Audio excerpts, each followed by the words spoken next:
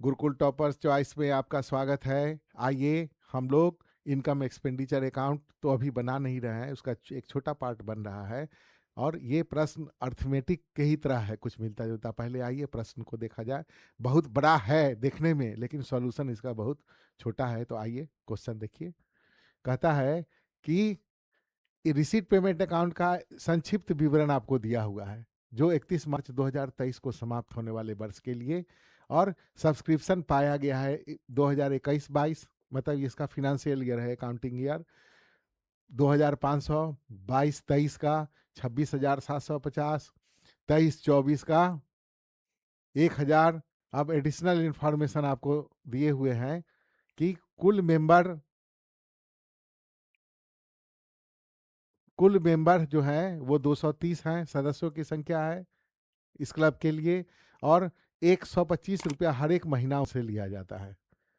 Annual member fees, sorry, एक साल में 125 रुपये देता है। कहता है कि सब्सक्रिप्शन आउटस्टैंडिंग 1 अप्रैल 2022 को 2750 था। कहता है रिलीवेंट आइटम्स क्या, income income advance outstanding etcetera को दिखाते हुए आप बनाइए, सब्सक्रिप्शन कीजिए, एक बनाइए जो इनकम एक्सपेंडिचर अकाउंट में कितना हम लोग दिखाएंगे। तो यहाँ पर सीधे लिख दीजिए income and expenditure account. Income expenditure account periodic मतलब at the end of accounting year बनाया जाता है, और इसमें उसी साल से संबंधित हम लोग लिखते हैं जो हमारा होता है, आइटम्स जितने भी होते हैं। तो आप जैसे देखिए 2021-22 का 2500 आया हुआ है, तो ये तो यहाँ इनकम एक्सपेंडिचर अकाउंट में हम लोग, अब यहाँ पे देखिए कहता है कि 230 मेंबर हैं, तो 230 मेंबर यदि 125 रुपया के हिसाब से दे तो कितना देगा, गुना कर लीजिए इसका। 0, 5 तिया 15, 5 दूना 10, 1 11, 0, 3 दूना 6, 2 दूनी 4 और 230 सबको जोड़ दिया जाए। 0, 5, 6, 1 7, 5 3 8 और 2, 28,750 रुपया देगा। कितना देगा रे भैया?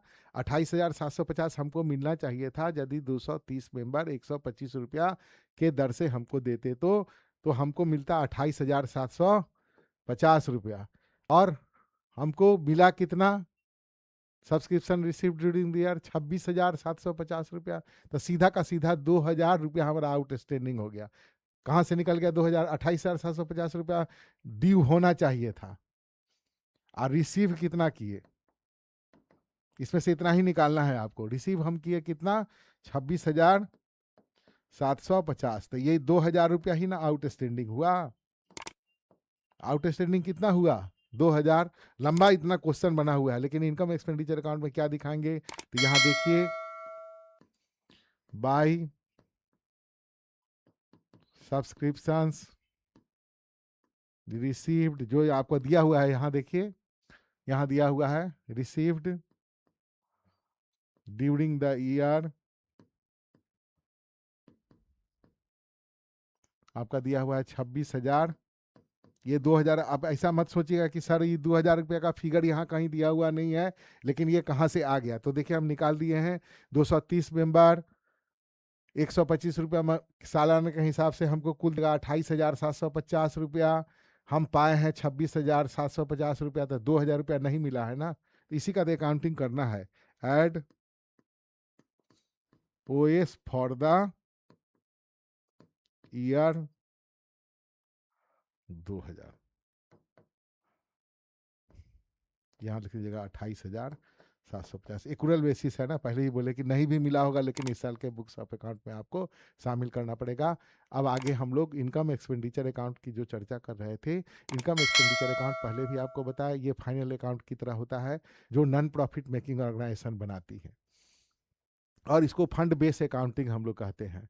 फंड बेस अकाउंटिंग इसलिए कहा जाता है कि हर एक कार्य के लिए अलग से, हर एक खर्चों के लिए या आमदनियों के लिए एक अलग कोष का निर्माण कर लिया जाता है, और वैसे खर्चों के लिए उसी कोष के रकम का व्यवहार किया जाता है। जैसे मान लीजिए आप क्लब है, तो आप मैच टूर्नामेंट करते हैं ऑर्गेनाइज, तो टूर्नामेंट के लिए एक अलग से बजट होती है, उसके लिए अलग से इनकम ऑफ सोर्स अलग अलग से चंदा के द्वारा लेगा लोग, स्पेशल सब्सक्रिप्शन ले सकते हैं हम लोग, और उसी से उस टूर्नामेंट के एक्सपेंसेस को रिजर्व किया जाता है। उसी तरह से मान लीजिए आप क्लब के लिए बिल्डिंग बनाना है, उसके लिए आप चंदा ले रहे हैं, तो जो पैसा आएगा, तो इसलिए इसको दो तरह के फंड ये लोग क्रिएट करते हैं, एक को बोलते हैं रिस्ट्रिक्टेड और एक को बोलते हैं अनरिस्ट्रिक्टेड। रिस्ट्रिक्टेड फंड जो होगा उसमें उस फंड उस कोष के रूप में प्राप्त धन को उसी मद में खर्च किया जाएगा, नहीं किया जा सकता। और अनरिस्ट्रिक्टेड होगा तो फंड को डाइवर्ट भी किया जा सकता है। तो जब बड़ा क्वेश्चन हम लोग बनाएंगे तो उस समय इसके संबंध में हम लोग विस्तार से चर्चा करेंगे। और बहुत तरह के, आप हमेशा कंफ्यूज मत होइएगा, दो आउटस्टैंडिंग, बार बार बोलता हूँ, दो आउटस्टैंडिंग, दो एडवांस यहाँ आता रहेगा, है ना, उससे ज़्यादा भी आ जा सकता है, आता रहेगा, तो कैसे बनाएंगे। और जैसे हम लोग प्रॉफिट मेकिंग ऑर्गेनाइजेशन के लिए जो फाइनल अकाउंट बनाए थे, उसमें हम लोग 3 तरह के अकाउंट बनाए थे। आपको यहाँ रिसीट एंड पेमेंट अकाउंट दिया होगा, वहाँ ट्रायल बैलेंस दिया होता था, एडिशनल इन्फॉर्मेशन दिए होंगे, वहाँ भी एडिशनल इन्फॉर्मेशन ट्रायल बैलेंस में दिया हुआ होता था, जिसके आधार पर हम लोग ट्रेडिंग प्रॉफिट लॉस अकाउंट और बैलेंस शीट बनाते थे। यहाँ भी हम लोग इनकम एक्सपेंडिचर अकाउंट बनाएंगे जो प्रॉफिट लॉस अकाउंट की तरह ही होगा, और दूसरा बनाएंगे, यहाँ भी संस्था के द्वारा बैलेंस शीट बनाए जाते हैं जो ट्रेड फाइनल अकाउंट के बैलेंस शीट की ही तरह होगा, क्योंकि यहाँ भी balance sheet statement of assets and liability होते हैं, और यहाँ कैपिटल नहीं होता है, कैपिटल फंड होता है।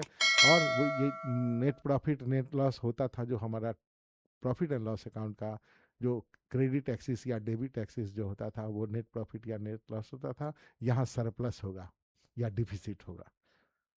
ठीक है, तो इसकी चर्चा हम लोग अगले क्लास में करेंगे। आज के लिए इतना ही। प्रैक्टिस कीजिए, ज़्यादा से ज़्यादा प्रश्न बनाइए। मेरे लिए सारा का सारा प्रश्न बनाना संभव नहीं है, प्रैक्टिस कीजिए। वैसे जो डिफ़िकल्ट आइटम्स होते हैं उनके बारे में हम ड्यूरिंग द क्लास ही हम चर्चा कर दिया करेंगे। स्वस्थ रहिए, मस्त रहिए।